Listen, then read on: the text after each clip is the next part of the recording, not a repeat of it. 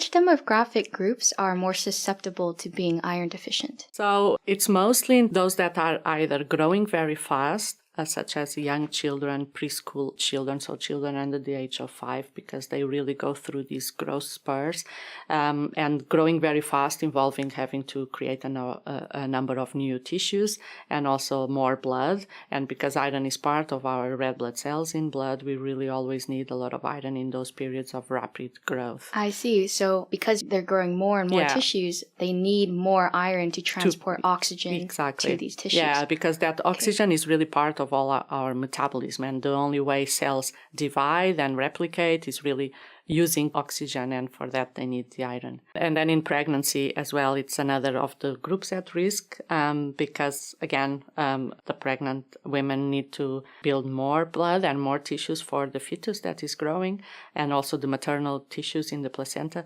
So all of that requires iron.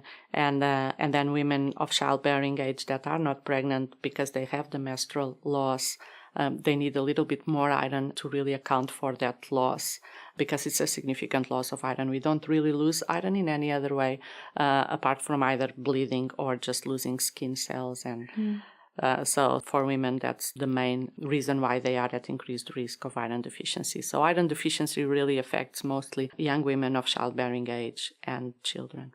Right. And anybody that loses a large amount of blood. Yes. So this is in the general situation, but then anyone that goes through trauma or an accident and then loses blood, then obviously they will be also at risk.